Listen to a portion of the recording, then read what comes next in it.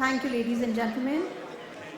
Good afternoon, everyone, and a warm welcome to the first edition of the ATPI-Marex Global Shipmanning and Training Summit 2023. This is Dr. Radhika Vakharia, your host for the event.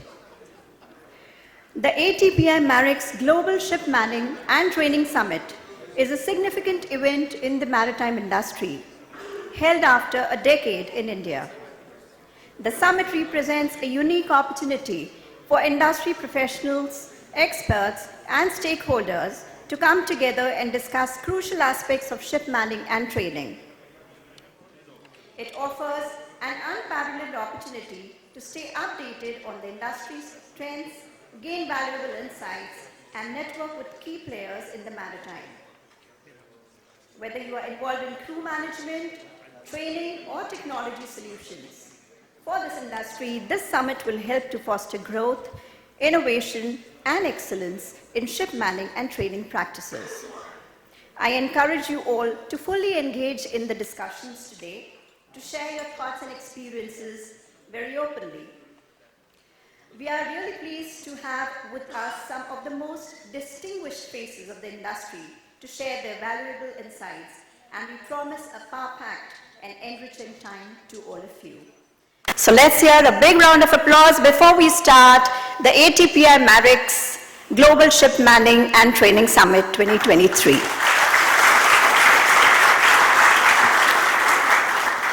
We have some distinguished guests with us today. Our chief guest, Captain Bilal Ahmed, welcome you, sir. Chair, International Maritime Employees Council, IMEC.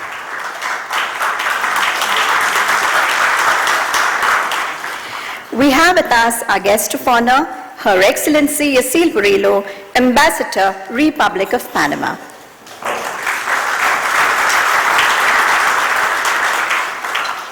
We have our guest of honor, Dr. Malini Shankar, an academician, Vice Chancellor, Indian Maritime University.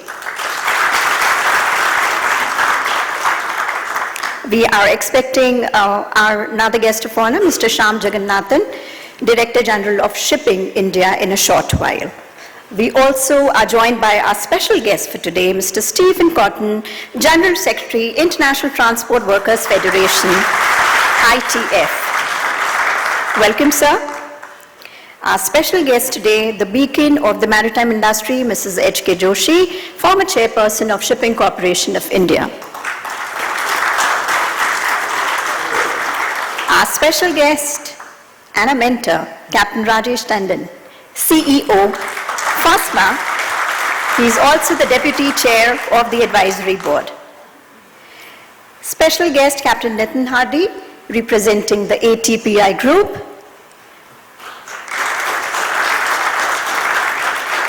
And our very own, Captain Kamal Chadha, Managing Director, Marex Media. So on behalf of him, I welcome all of you. As we begin the day, let us all witness the lighting of lamp, which is symbolic of an auspicious start to the summit and helps dispel the darkness of ignorance. I call upon our esteemed dignitaries to join us for the same. Please join us, Captain Bilal Ahmed, Her Excellency Yacil Burillo, Sunny Abanam, that side. Dr. Malini Shankar, please join us for lighting of lamp. Mr. Stephen Cotton, Mrs. H.K. Joshi. Ma'am, please join us. Captain Rajesh Tandon, Captain Nitin Hardy. So please join us for the lighting of lamp, and our very own Captain Kamal Chadha.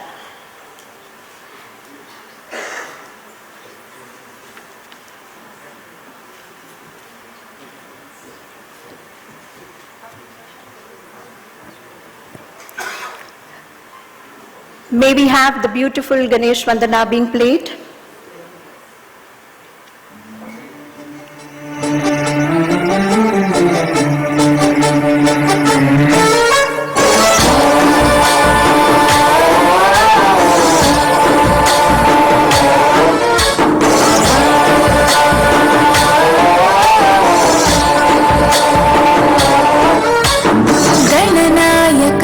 गणदैवताय गणाध्यक्षाय धीमहि गुणशरीराय गुणमण्डिताय गुणेशानाय धीमहि गुणातीताय गुणाधीशाय गुणप्रविष्टाय धीमहि एकदन्ताय वक्रतुण्डाय गौरीतनयाय धीमहि गजेशानाय भारचन्द्राय श्रीगणेशाय धीमहि एकदन्ताय वक्रतुण्डाय गौरीतनयाय धीमहि गजेशानाय भारचन्द्राय श्रीगणेशाय धीमहि.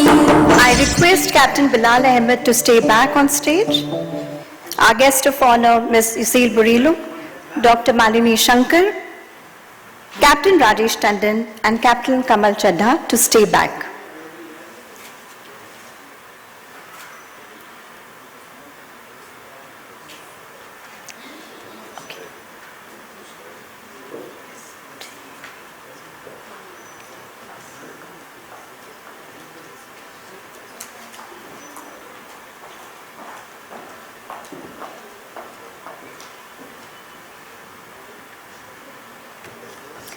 May we have Your Excellency here?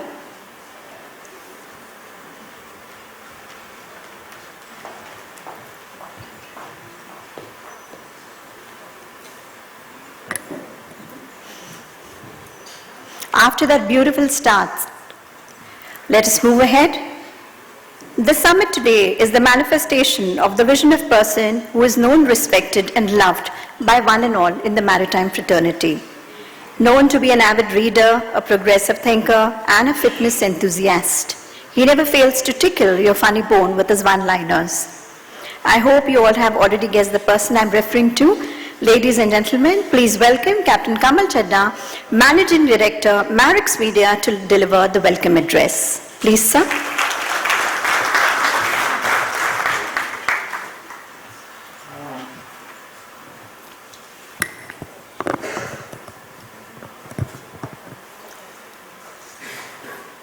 Namaskar.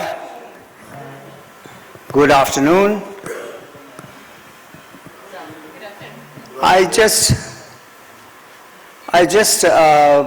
looked up a couple of surveys that were taken, that took place recently, and I found the results of those surveys. 80% of the people in that survey said that they believe in God. 17% said there is no God. And the other 3% said they were God. And most of those in the 3% were media people. So we know what the media thinks of itself. I'm not in the media, kind of. I'm more a mariner than media. Our chief guest, Captain Bilal Ahmed, Chairperson of the International Maritime Employers Council. Guest of honor, Her Excellency Mrs. Yasil Burilu, Panamanian Ambassador and Consul General to India. Guest of honor, Mr. Shyam Jagannathan, he should be here any minute. Guest of honor, Dr. Mrs. Malini Shankar, IAS, Vice Chancellor, Indian Maritime University. Captain Rajesh Tandon, Deputy Chairperson, Board of Advisors to the Summit, and the CEO of FOSMA. Ladies and gentlemen, a very warm welcome to the ATPI-Marex Global Shipmanning and Training Summit 2023. We are honored and delighted to have you all here today. You together represent the finest minds and organizations in the shipmanning and training industry from around the world. Today we have presence here from various nations, including Austria, Bangladesh, Hong Kong, Japan, the Marshall Islands, Monaco, Norway, Panama, Singapore, South Africa, the UAE, the UK, and the USA. Delegates and speakers have traveled from long distances. However, The most harrowing journey has probably been undertaken by our own Mumbaikars. What with the traffic, the unfriendly roads, the heat and the humidity of this wonderful shipping capital of South Asia. Give Bombay a big hand. I love Mumbai. Friends, this summit marks a significant milestone in our ongoing commitment to advancing the field of ship manning and training. We gather here today with a shared vision to shape the future of ship manning excellence.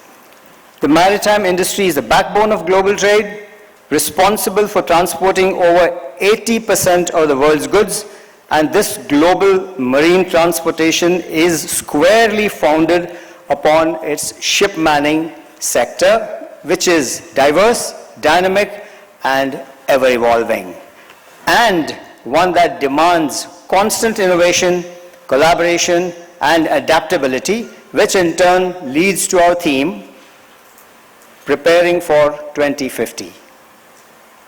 As we embark on this journey, let us remember that the success of the summit depends on each and every one of us.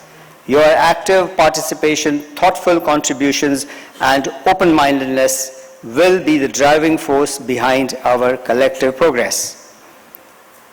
I would like to extend my sincere welcome to our chief guest, guests of honor, speakers, panelists, sponsors, partners, delegates, and organizers, and all of you who care enough about this industry to have showed up here this afternoon. Big round of applause to all of you. Thank you. Without your support and dedication, this summit would not be a reality.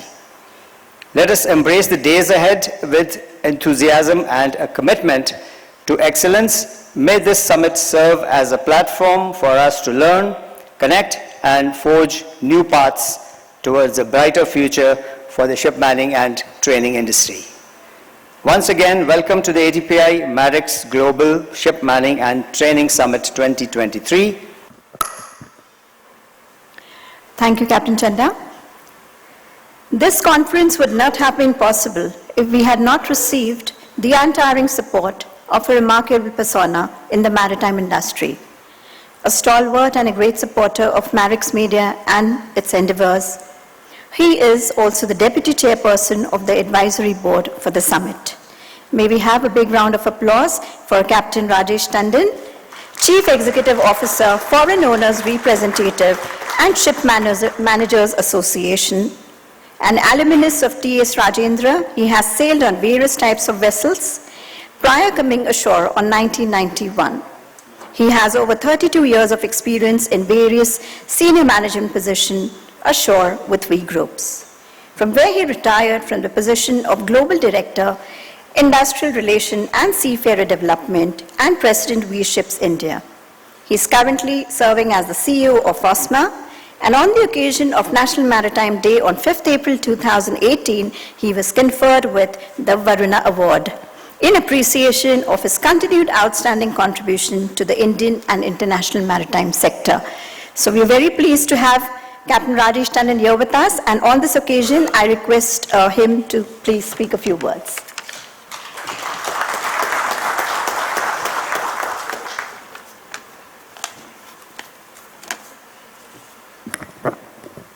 Dignitaries on and off the dais, ladies and gentlemen, they've got a clock there that says 9:55, 9:54, so the time starts counting, and the moment time gets up, red lights start flashing, so I better kick on with the event.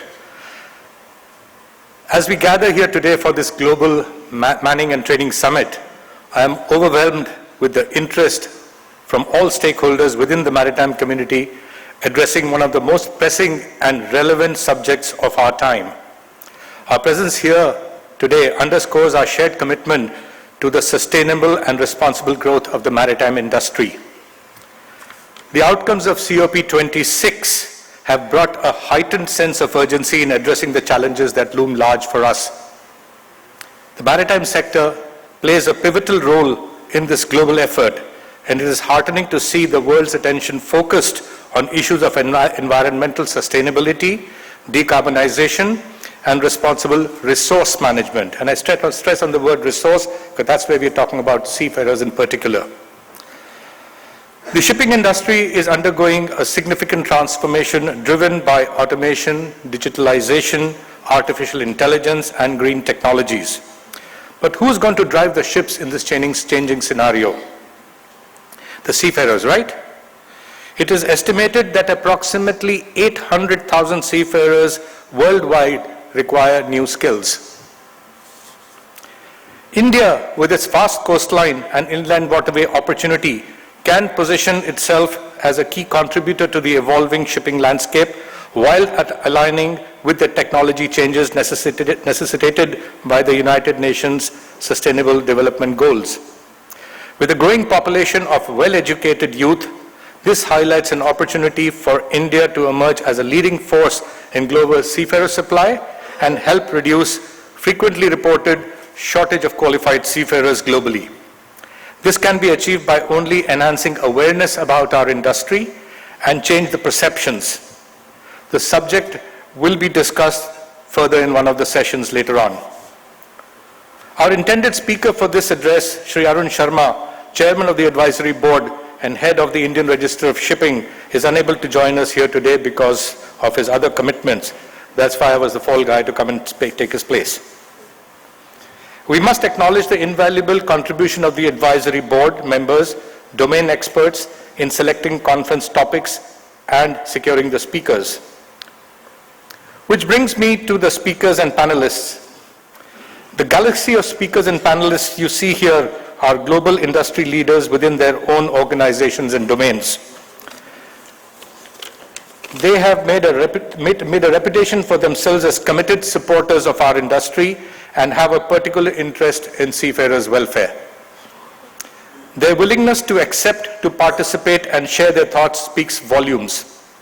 Several of the participants have flown from halfway across the globe just to be with us for this event, and I'm looking at this gentleman right in front of me. He's had to make changes just to be here with us for one day. Thank you, Steve, and Bilal. Both of them have to travel tomorrow. Ladies and gentlemen, on behalf of the organizers and the advisory board, I would like to thank all of you present here to be with us today. We hope to be able to bring an interesting 2 days for you. Apart from gleaning from the insight of the speakers, we hope the event provides an opportunity for networking with the others present over here. What would we do without our sponsors? The importance of sponsors and their support is integral to such events.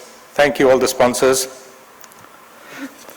The theme of the conference is Preparing for 2050. Will cover a range of subjects focused on seafarer skill enhancement to meet the technological advancements, regulatory alignment, sustainability, welfare, amongst others. The Federation of Indian Chamber of Commerce, in close collaboration with the Ministry of Ports, Shipping and Waterways, India, is hosting the third Global India Maritime Summit next month. I had written down here in New Delhi, but I believe there's going to be a change of venue. It might happen in Bombay next. The summit, which takes place shortly after the G20 summit deliberations, has a full session dedicated on seafarers' skills and welfare. This is the first time, so I think we are getting noticed, so I think let's give a round of applause for ourselves here. The maritime sector holds immense potential for our nation, both in terms of employment opportunities for highly qualified and skilled professionals and the creation of spin-off opportunities in the maritime commerce. Several speakers who are participating in the summit in Delhi are present here today. I am sure that this event will provide inputs and recommendations for a constructive dialogue at that summit where ideas can perhaps translate into actions. As we delve into the conference session and engage in fruitful discussion, I encourage each and every one of you to bring forth your perspective, share your expertise, and explore innovative solutions. Our collective commitment to a sustainable and thriving maritime sector is not just a responsibility, it's an opportunity to build a brighter, more prosperous tomorrow and a future.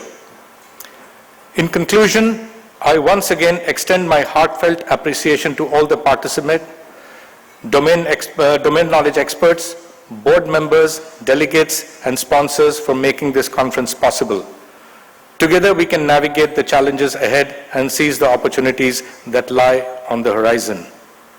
Before I finally end, I'd like to thank Kamal for this innovative idea when you brought about this thought that we should have a Manning and Training Conference. I think we discussed it in January sometime first. Yeah. So thanks a lot for making this today. I wish this conference our success and the journey of knowledge. Let's share it with each other with enthusiasm and determination. Thank you.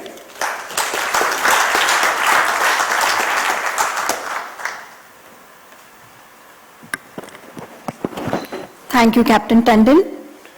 I extend a very warm welcome to our guest of honor, Mr. Shyam Jagannathan, is here with us, Director General of Shipping, Government of India, Ministry of Port, Shipping and Waterways. So please join us on stage.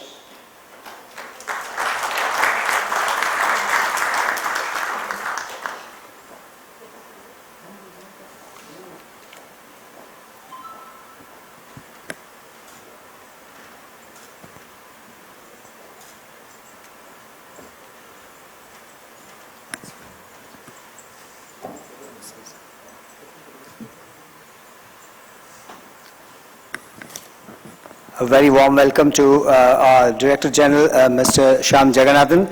Sir, while we were waiting for you, I took the liberty of lighting the lamp for you, and your message has been conveyed, of goodwill has been conveyed to the Almighty through that lighting. Thank you.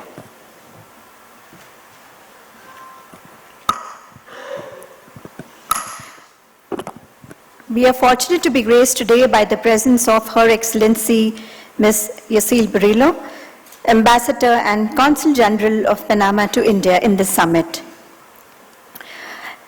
Ma'am is Masters in Business Administration. She holds a postgraduate degree in Business Management, Bachelor's in Marketing and Advertisement, minor in Sales Management, and minor in Media Production.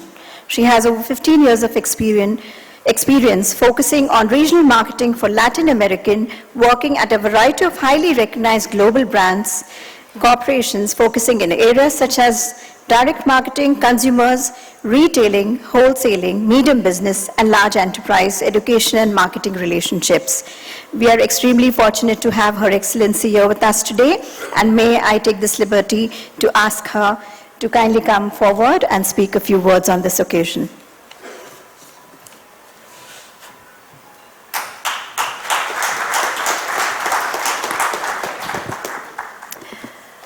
This is too high for me.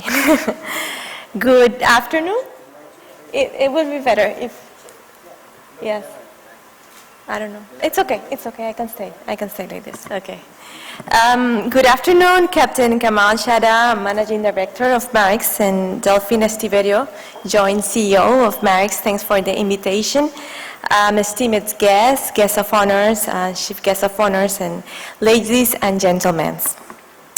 I want to convey my deepest gratitude for the invitation received from ATPI-Marex Global Shipmanning and Training Summit India 2023.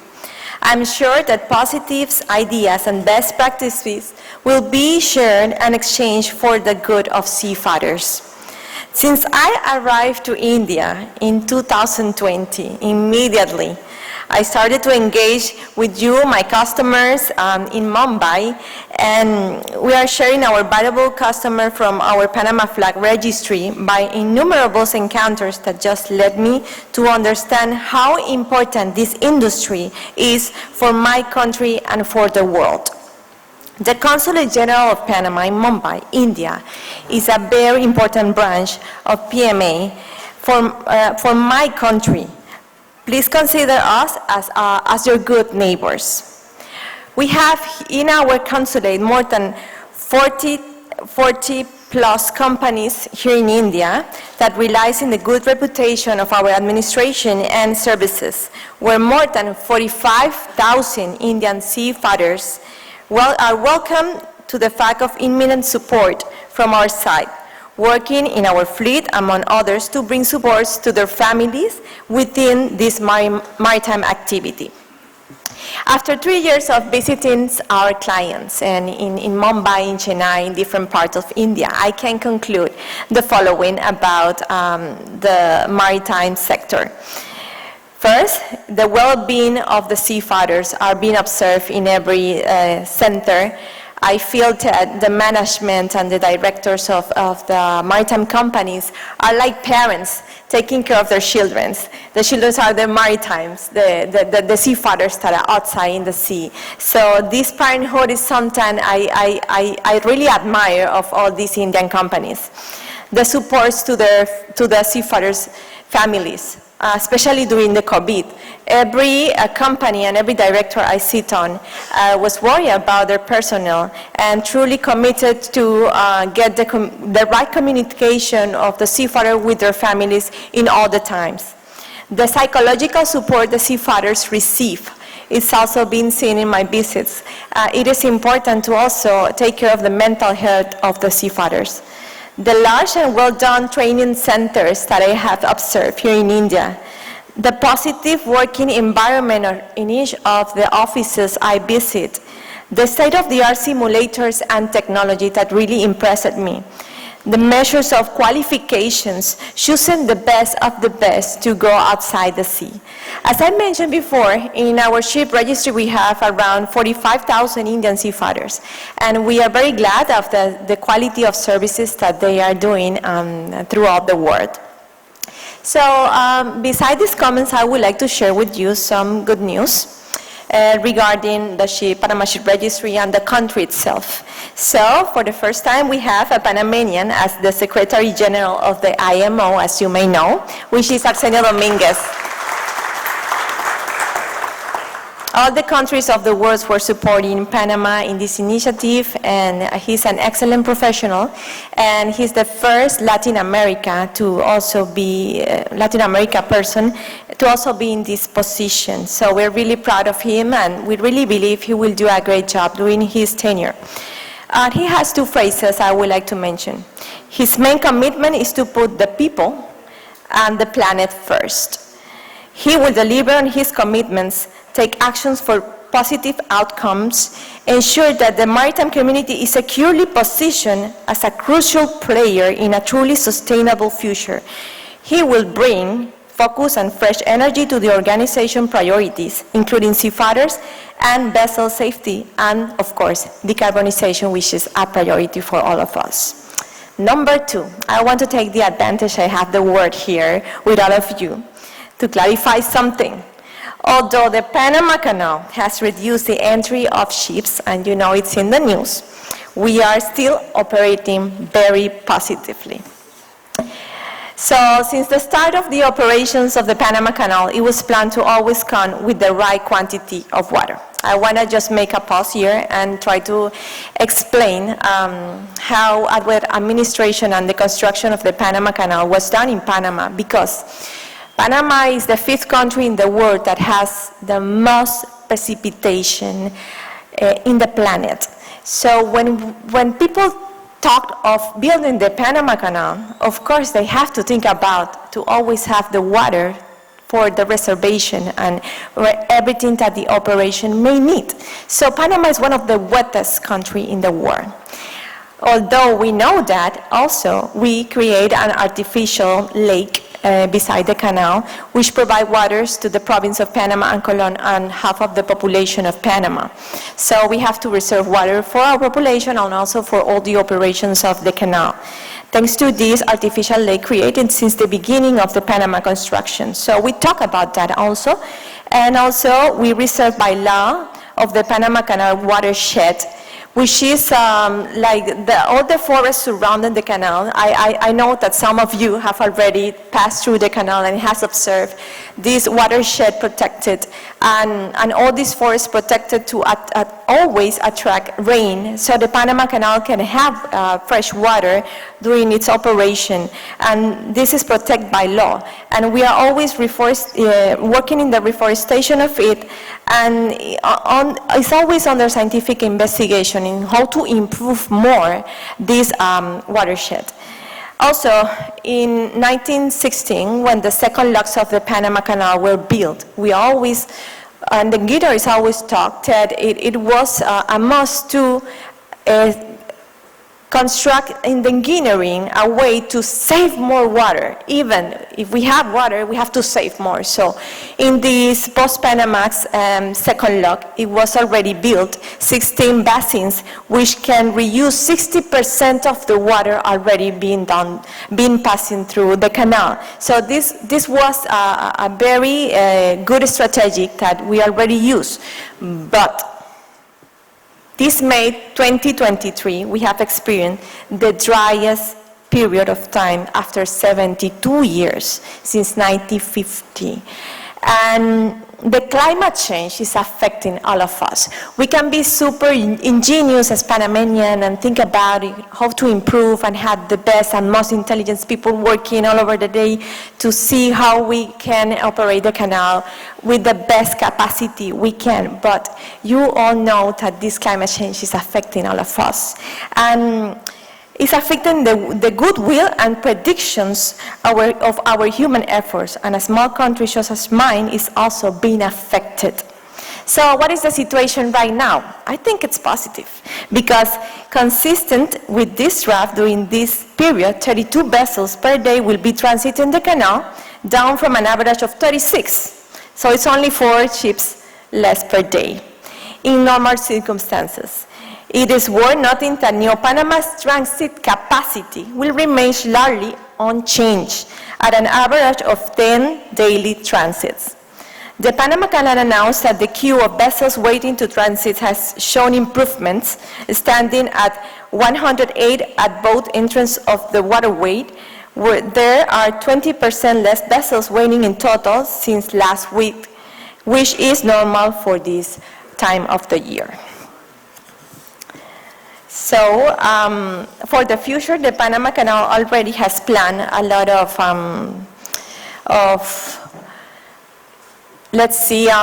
ways to resolve this, and the climate change is coming, and we already have a plan. And I know that this seminar is from 2050, thinking about the 2050, but at the end, the maritime sector is working on this now, how to resolve all these challenges. So I think one of the things I want to mention is that in our Panama Ship Registry, it's always working in supporting the operations and digitalization of all the papers of the seafarers, and making the easiest possible way to always make the management of seafarers in the sea the best qualified, and with rapid kind of services. So we will continue focus on that. I have a list of things that we already have done, great improvements in these areas, but I will summarize it, because I have short time, in this way. So count with the support of the Panama Ship Registry, and thanks for relying in our good services. Thank you.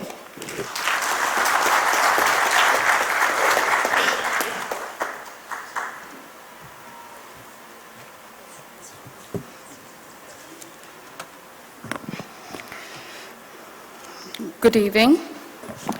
It's now time to have our keynote addresses. I call upon Mr. Shyam Jagannathan, Director General of Shipping, Government of India, Ministry of Ports, Shipping and Waterways, to deliver his keynote address.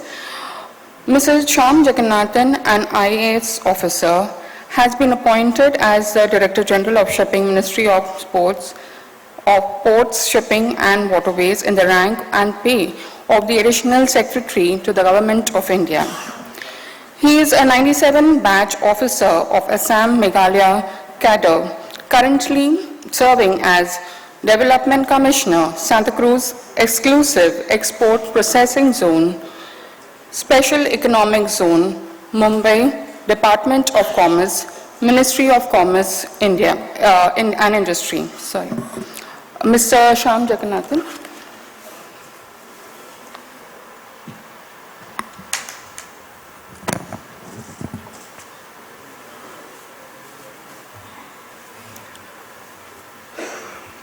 A very good evening, Captain Kamal Chaddaji, Madam Delphine Estibirio. Thank you so much for lighting the lamp. I apologize for my late arrival, but since the lamp has been lit, let the illumination of knowledge continue. Respected Dr. Malini Madam, Excellency Mrs. Yashil Burilo, today's chief guest, Captain Bilal Ahmed sir, Captain Tandon, dignitaries of the dais. It's a privilege to be provided this opportunity to be present amidst you in a two-day conclave, the ATPI-Marex Shipmanning and Training Summit, India 2023. And I will be speaking on the regulatory aspect of maritime domain. Regulation, I seek some indulgence from all the dignitaries present. As we grow up as individuals, you have regulation at home. Your parents discipline you, regulate you. At school, we are mentored. Our alma mater educates us. And as respected professionals, when we enter into a professional career, rules and regulations decide what is acceptable and what is not acceptable. In a sense, regulation will always be there, be it the time horizon of 2050 or even beyond. Next slide, please.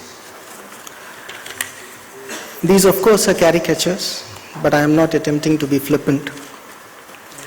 What I'm trying to point out is largely how disliked regulators are. And I'm more than aware of that as DG Shipping being a regulator. You don't feature well in everyone's good books. So these three cartoons essentially are, whenever we change regulations, you have that big red bound book which everyone's trying to make sense of. You of course have a caricature of an ape sitting across the table so that you're comfortable with the jungle of regulation. And of course, as is often the want in most of our meetings, we have an agreement in principle. The basic question is, do we have the same principles? I'll confine myself to the office of the Director General Shipping, and I will be going quick. What I'm trying to show here is the entire domain of how the DG Shipping relates. It is a very, very onerous responsibility. You are looking at the apex operational head in terms of the entire maritime interests of such a mighty nation as ours. And while looking at the operational parts, also looking at the international cooperation, the training, the skilling, and the concern and welfare of the seafarers. DG Shipping is 75 years old, and while attempting to look at the use of technology, when I converted this operational requirement and mandate, it looks something like this. Next slide, please. What I'm trying to show here is how many people to regulate. There are 590,000 odd registered seafarers, 156 maritime training institutes, 538 recruitment and placement services, 1,128 shipping companies, 2,927 multimodal transport operators, and of course the users who use this kind of a technology platform, that is the DGS, the Mercantile Marine Department, the regulators. So regulating other than the universe, the regulators themselves, is an onerous task. The Maritime India Vision 2030 has spelled out the journey forward for India as a maritime economy, and it delineates these specific areas. I will not be reiterating what is visible on the slides, but it is an indication of the good times to come. Our nation is 7,500 kilometers of coastline. We handle 90% of its external trade in volume, 70% in value. What I'm attempting to show is where we are heading. The next slide, please. This snapshot shows you the amount of investment that is being put in by the country to further its maritime interests. And I'll just reiterate what our Honorable Minister had said. Among 139 countries, India has climbed 16 positions from the 54th to the 30th in ease of doing business. Our average container dwell time in a port like JNPA, which handles around 45% of the logistics, is better than some of the advanced nations. This is showing the kind of legislative changes that are happening to make it an enabling environment. And it doesn't stop at this. Our Merchant Shipping Act 1958 is also supposed to go through the paces of a thorough revision, bringing us to time.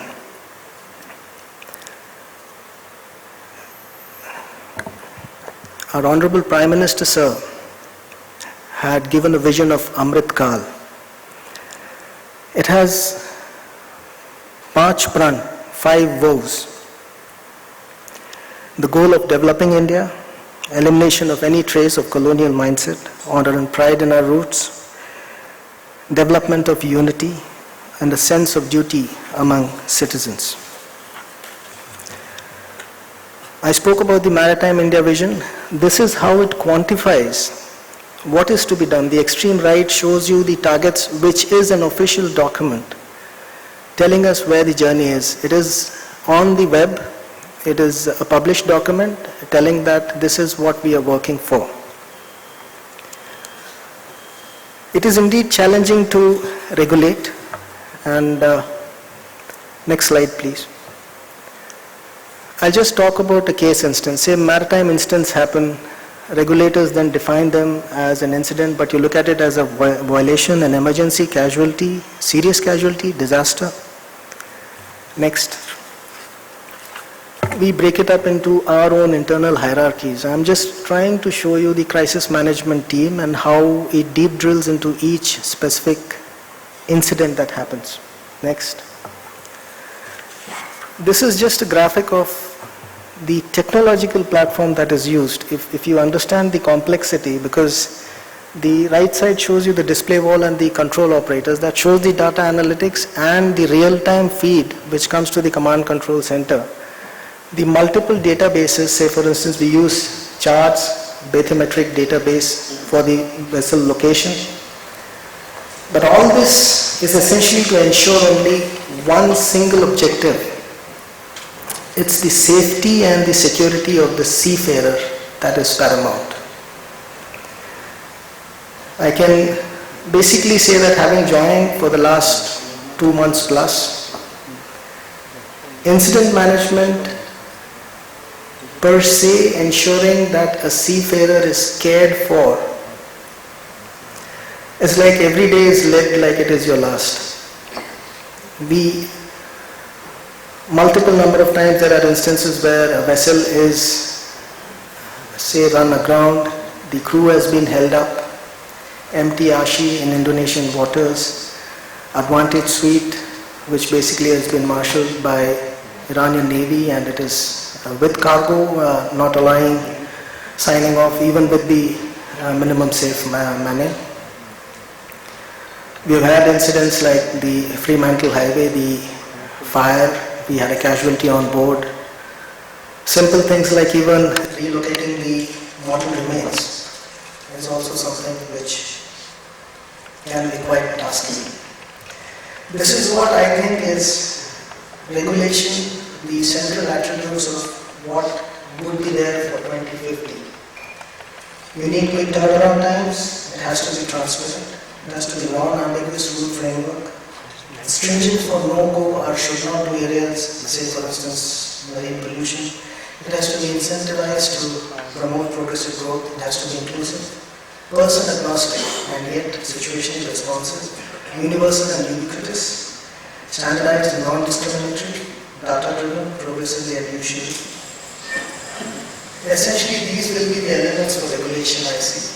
Since my time has run up, I will not basically stretch it any further. I thank the organizers for giving me this opportunity and look forward to the deliberations which are taking place here. Chairman Sir is heading a session which is basically on chess transition, which is something that is the way we transgress and progress towards where we need to reach.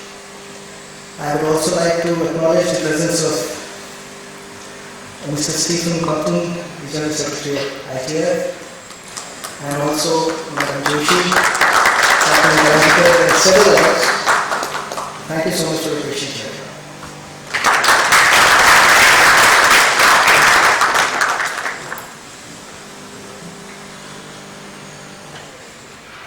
Thank you, Mr. Jagannathan. I now invite Dr. Malini Shankar, Vice Chancellor, Indian Maritime University, to deliver the keynote address. Dr. Malini Shankar obtained her doctoral degree in Public Policy, Institutional Economics from the prestigious Indian Institute of Technology, Madras, India, and Management degree from the Asian Institute of Management, Manila, the Philippines. She also holds a master's degree in chemistry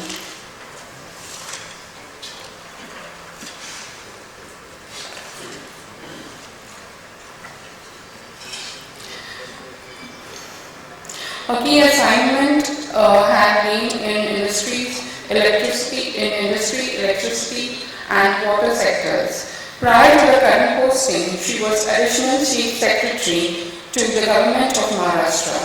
Her early postings include Commissioner of Industries and Collector of Nagpur District.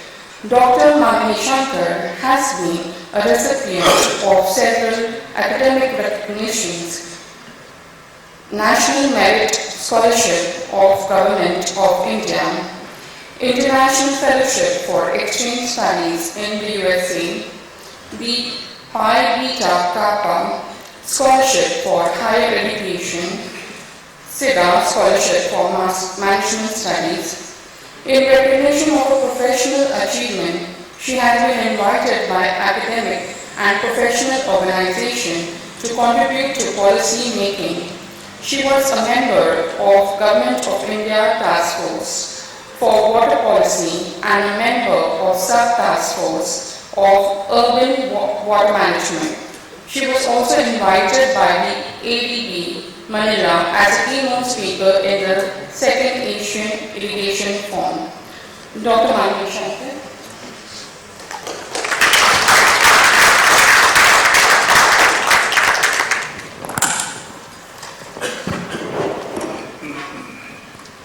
Thank you. Captain Anushada, Mr. Sham Jagannathan, Her Excellency His Brother, Captain Rajesh Tandon, Captain Bilal Ahmed, and all friends here. Ever since I relocated to Chennai, I have not been able to meet you as often as I used to meet. One of the key posts that I held before being Vice Chancellor was actually Director General Shipping, and it's a more relevant position that I held. And that's when I come in touch with almost all of you. One of the most enjoyable assignments that I've had in government. According to the latest Manning Review and Forecast report, which was published by Jury in June 2023, the shortfall in the supply of officers has reached a record high.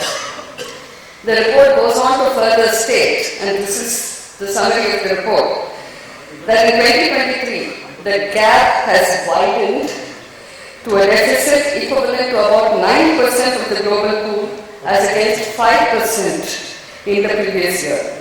And it's the highest level of deficiency since we first started analyzing the seafarer market 17 years ago. Based on the current pace of supply of seafarers, it is estimated that this deficit is likely to continue in the near future, that is in the years 2023 to 2028. Now this has raised fears in the industry about the manpower cost inflation. But for purposes of the seafarers' potential, the opportunities for seafarers, it presents a very good picture because it's an opportunity for the youth who aspire to join the maritime workforce. Maritime training, as we all know, has multiple objectives: safety and security, compliance with external regulations, increasing commercial efficiencies and effectiveness, managing crew competency, and career development for seafarers. The effectiveness of the STCW regime, specifically its contribution to maritime safety, security, and protection of the marine environment, is dependent on its implementation and application. This has become challenging in the context of rapidly changing technology and safety requirements. In the summary of key findings in a study conducted by the Maritime Training Insights Database report, which was brought out by the World Maritime University 5 years ago, the respondents identified a number of training priorities. Among these, technology-related training, safety culture and skills, environmental and competence training were seen as the highest priority for trainers. A report published by SkillC in April 2020 titled Future Skill and Competence Needs identifies certain key areas that need attention. And these includes response to rapid development of technologies on board, soft skills in leadership and management, bridging programs that complement the IMO-based education, and bridge the distance between shore-based and sea-going profiles, which is known as transversal skills between occupational profiles. So we see that irrespective of which report you read, training in technology development to face the future, as well as training for soft skills have been identified as two-pronged important aspects. The development of autonomous ships and digitalization calls for skills in data analytics and predictive analysis, such as dispersed crew and remote operation, cargo tracking, cargo condition monitoring, logistics and value chain, smart port operations, traffic, and fleet management. The application of the new technologies to MAS, that is integrated bridge systems, environmental information perception, collision avoidance path planning, cyber-physical systems, track control, the Internet of Things, cloud computing, big data, automation, remote control, satellite and communication, and fault diagnosis will no doubt bring new requirements to seafarers' navigation knowledge and skills and pose great challenges in the context of maritime education and training. The skill set report also concludes that society still requires skill sets between nautical studies, engineering, and management. And this it cites to include information technology, data science, environmental science, law, and financing.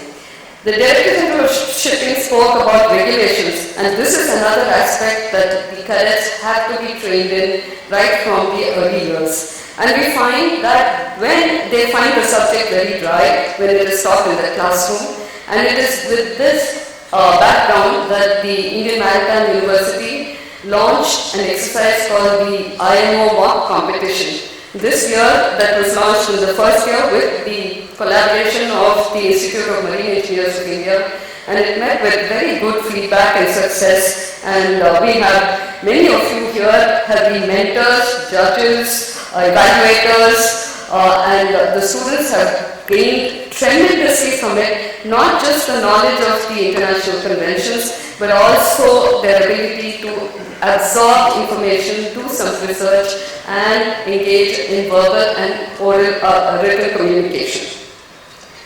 While we stress about these outcomes, there is a need to lay equal and if not greater emphasis on nurturing and forming capable and committed teaching fraternity. I oftentimes hear mariners refer to stellar roles and how much they learn in the classroom and on board ships from their seniors. We need to introspect the means by which we continue to encourage and promote such role models so that future generations of seafarers will benefit from the wisdom and passion of their skill and knowledge. Shipmanning and training, dear friends, is not just about classroom teaching and STCW, but it extends to aspects such as managing stress factors, research, and partnerships and collaborations with stakeholders. As far as research goes, robotics, AR and VR, additive printing, alternative fuel, modular construction, even onboard waste management are fertile areas for engaging in research. We need to focus on research relevant to our country and to our sector. I find that most research papers emanate today from China or Chinese authors. There is little research done besides the technical aspects to identify the training needs of seafarers. Support from the maritime industry with regard to the identification of training would go a long way in enhancing the quality of training.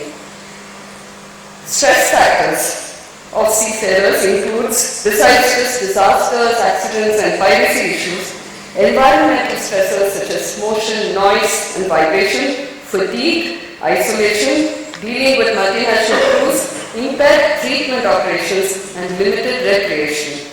A lower average number of crew members as a consequence of modern ship technique has led to a higher level of responsibility for each seafarer. On an average, crew manning has decreased from 30 to 20 or below seafarers on board container ships within the past 40 years. The quick boat rotation of vessels with only short stays in port and frequently changing crews has affected the social dynamics on board. A multitude of regulations of the International Maritime Organization and the International Labour Organization regulations imposes immense stress on the crew in terms of compliances. Do they get sufficient rest as prescribed in STCW, or is the STCW regulation in this regard practical enough?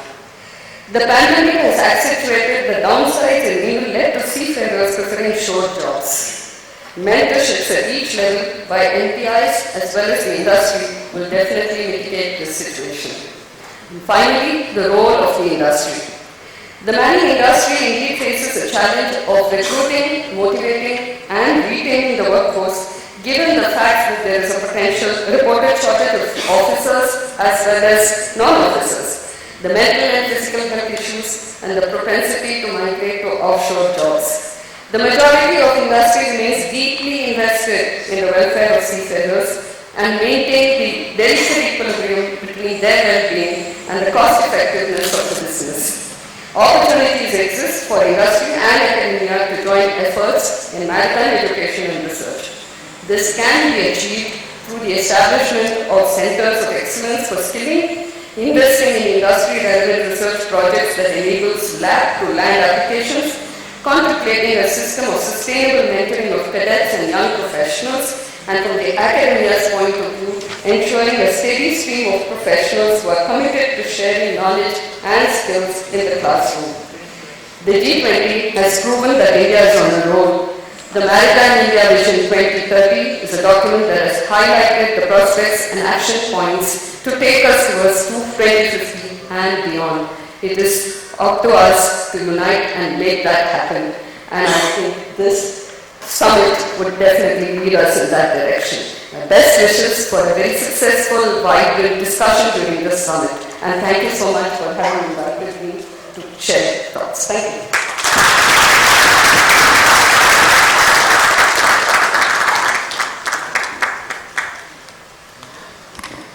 Thank you, Dr. Shankar. Now I call upon Captain Kamichanda to introduce the Chief Guest, Captain Bilal Ahmed.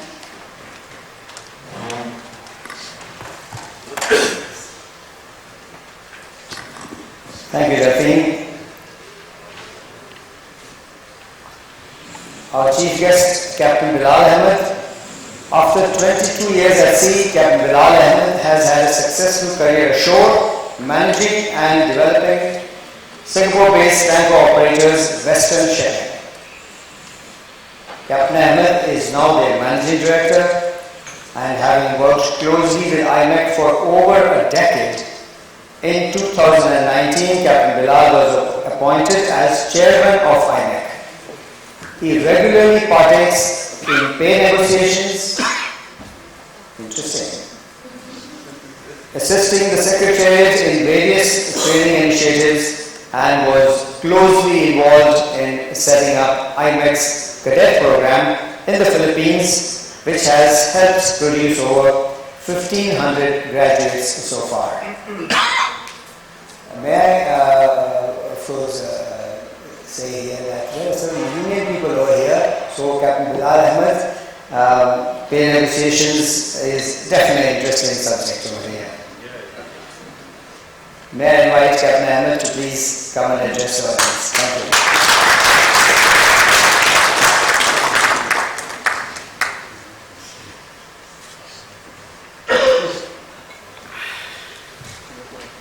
Namaskar, good afternoon.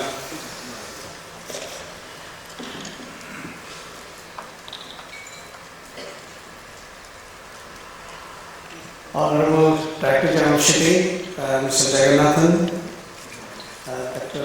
Ravi Shankar, we have met before. It's always wonderful to meet you again. Your Excellency, Mrs. Torino, thanks for all the technical knowledge you gave us on the lack of rain and difficulty in Panama Canal.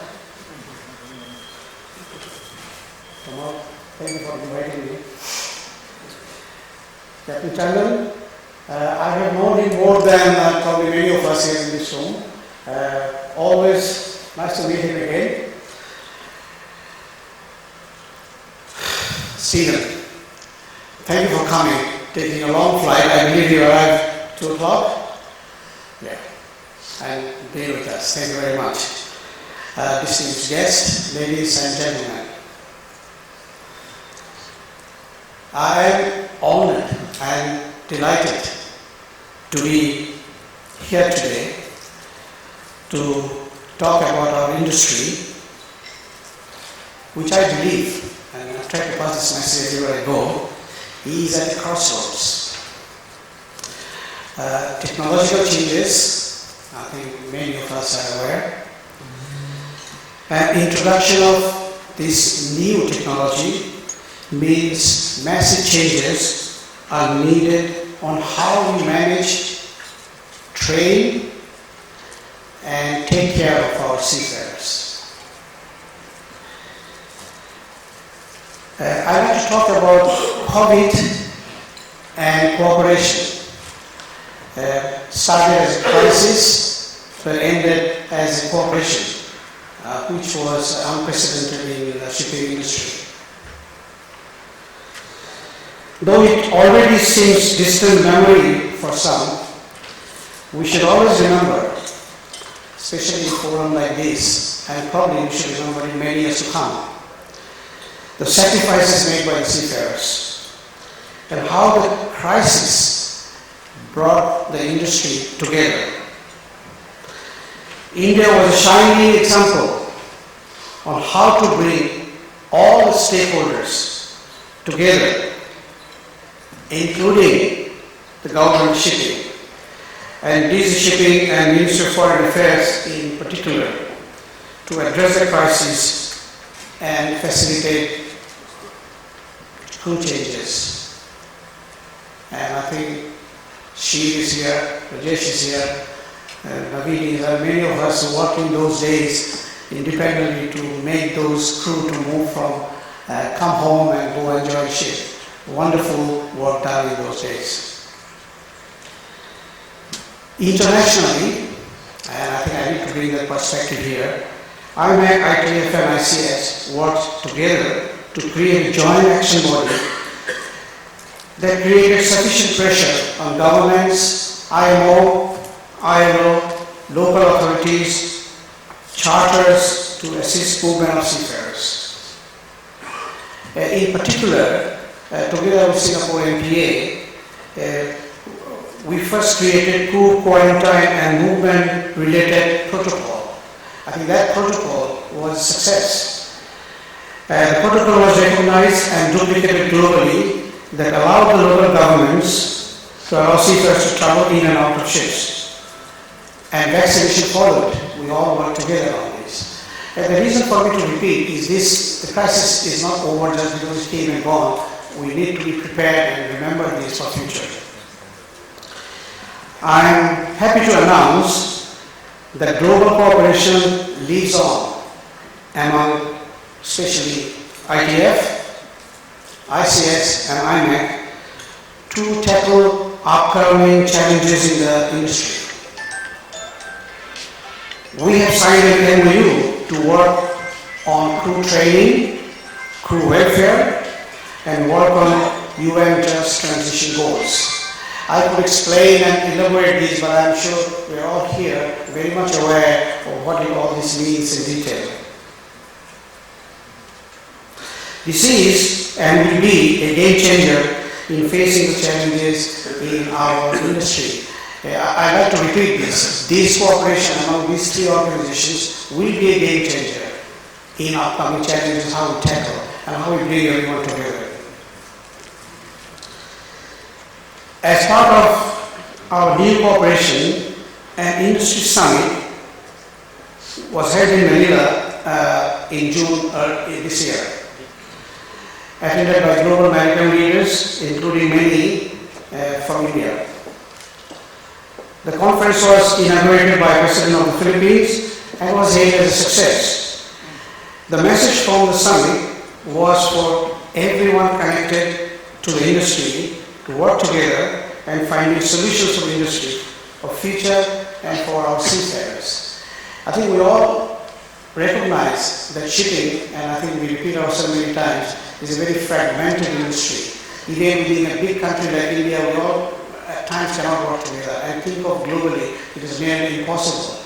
But I think the challenges that is coming can never be solved or addressed unless we work together. And that was the theme of the summit that we had. And we should carry this message forward as much as we can. Since we are in India, I will exceed the time if tomorrow allows. 10 minutes for right. Indian leadership in top quality seafarers. I would like to say a few words on this. With more complex and technologically advanced ships being delivered, management and operation of these ships has become a big challenge. Traditional view of Indian seafarers being overqualified, and I have to repeat this, traditionally within Indian officers are overqualified running of traditional ships for shipboard jobs. This has become what seems to be that they are most competent for operating ships that are modern and has advanced technology on board. So today's Indian seafarers are just competent enough to manage those new ships with new technology on board. And this is important for us to go to the next few phases. We know why this has come about. The entry-level educational qualification for Indian officers has always been higher and better than many maritime nations, coupled together with the speed at which they can be trained on modern ships. I think this again is emphasized. Indian officers can be trained at a much faster rate on modern technology than our traditional counterparts in other countries. And I think this is something that the ship owners have taken note. That when a new technology comes, it is faster and easier to train the Indian seafarers, so they can take the challenge sooner than anybody else.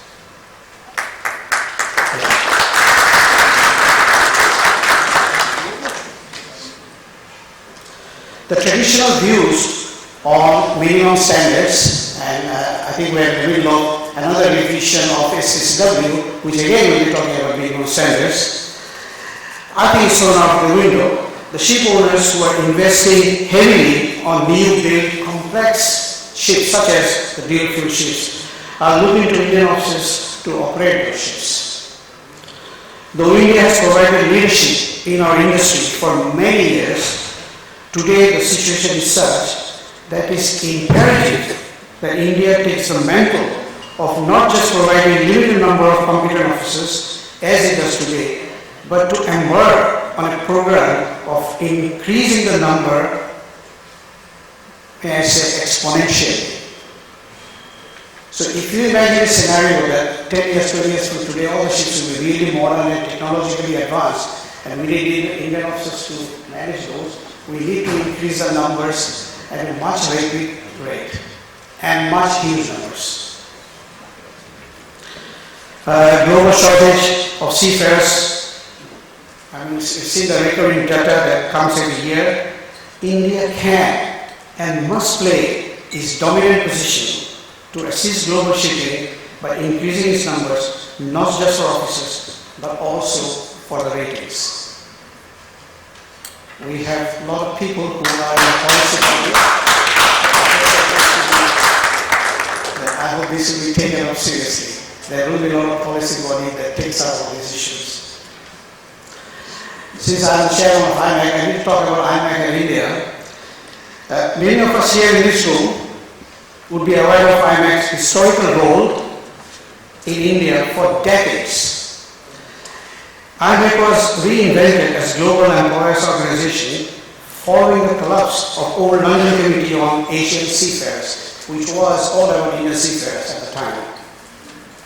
Many of IMAC's traditional role of wage negotiations, seafarers, welfare and training schemes have started from here in India. Therefore, India and IMAC has a very, very special relationship. IMAC's top leadership was first brought to India by our first chairman from India, Captain Rajesh, sitting here, who during his time made it a point to shift focus of the organization to the so-called seafarers supply countries. So it was no longer a view from Europe to India or the Philippines or countries where seafarers are supplied, but actually bring the real focus how to improve. And for that, we are always grateful for Rajesh for all those policies that he has brought on board. Indian social partners such as MUI, NUSI, I'm sure I have met them here today, played a historical role in ensuring that global employers can sit across the table and agree on fair terms and conditions for our Indian seafarers. IMAC India representative is a permanent position in the IMAC board, and we have Captain Sankal Shukla, who has replaced Secretary Rajesh in 2022. I think he is here today as well. It is important for me to thank FOSMA and MASA leadership on the important role they play in India on behalf of foreign ship owners, and of course assist IMAC in whatever knowledge and information we need.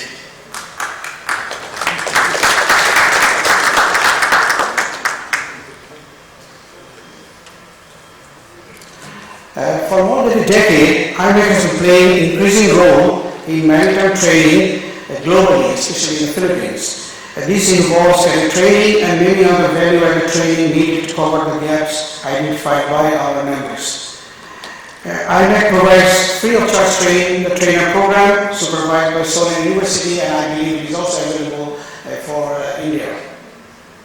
This year, and I'm happy to announce, for the first time, IMAC has embarked on a cadet program in India. This will include both day and engineering cadet, and with the selection nearly complete, the program is about to start. This was possible with the support from FOSMA and MASA, who assisted IMAC's training coordinator with the required help. We are also pleased to announce another program for ratings, which will involve training, feature and engine ratings. We wish to thank NUSI and other private institutions providing the facilities for this training.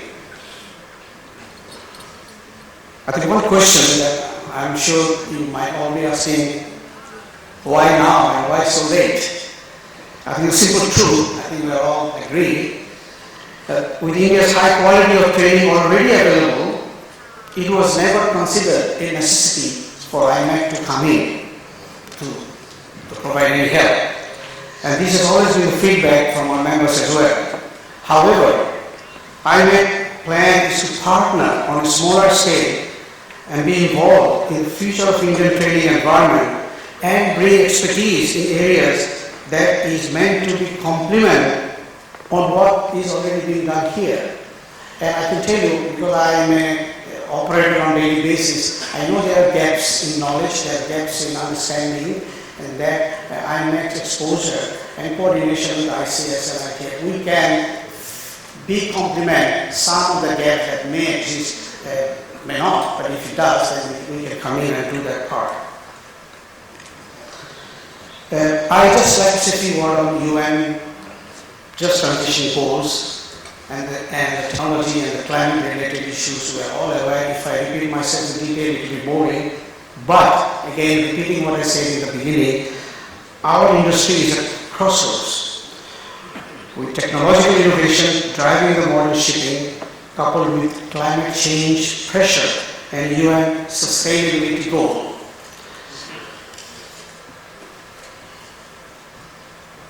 Global maritime industry is actually has to face and is at the forefront of talking about carbon neutral, carbon zero, climate change, everything that all the language jargon that we can find is pushed to the shipping now. Whatever technologies finally evolved and adopted, the people who will execute these changes are the seafarers. Can I just repeat? The people who will execute the changes are finally be the seafarers. And I have repeated this in other conferences that I attended, and I would like you to take note of this. Seafarers are the frontline soldiers on these unprecedented changes in the maritime industry. We all need to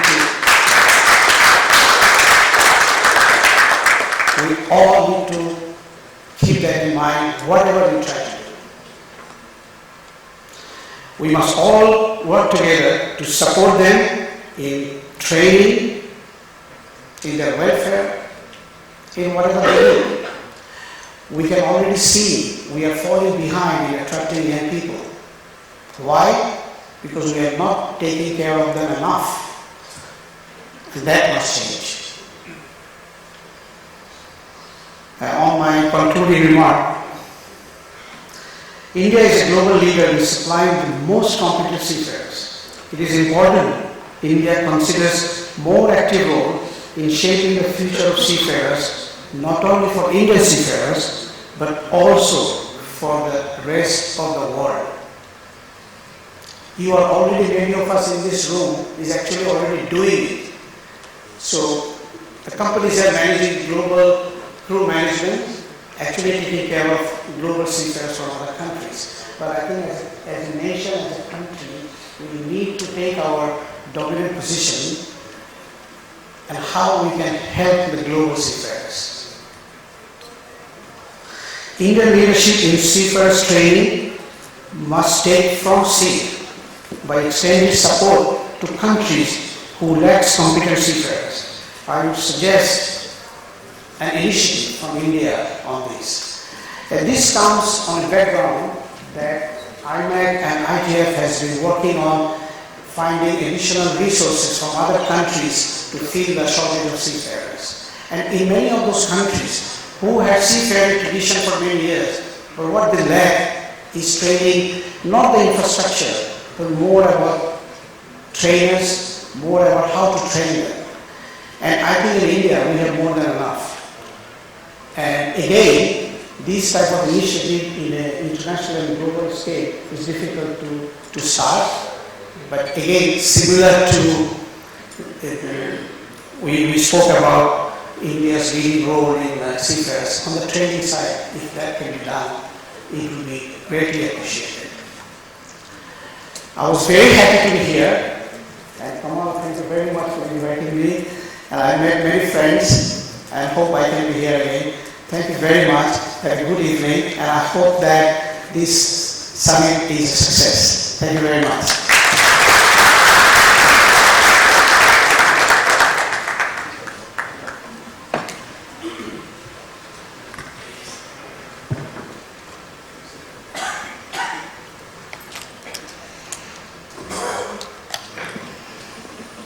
I now request Captain Kamal Chadha, the MD of Marex Media, to felicitate our dignitaries by presenting them a token of our appreciation. Captain Rajesh Tandon.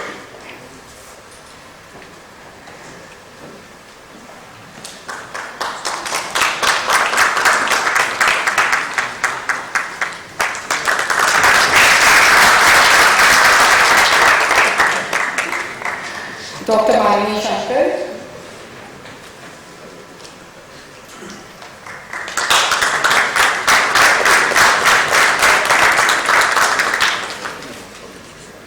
Mr. Shyam Jaganathan.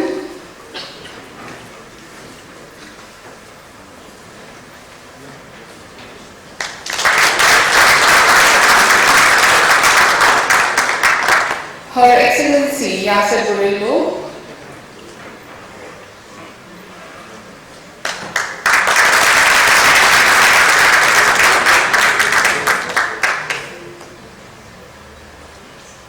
Captain Bilal Eman.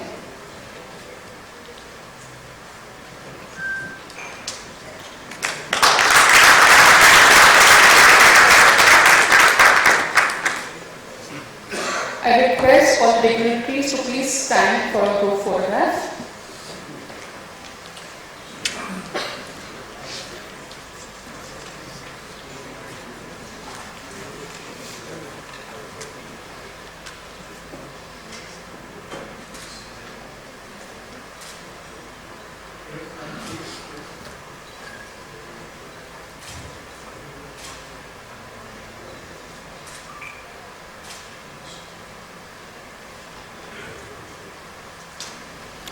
I request the dignitaries to take their seats down before we begin the next session.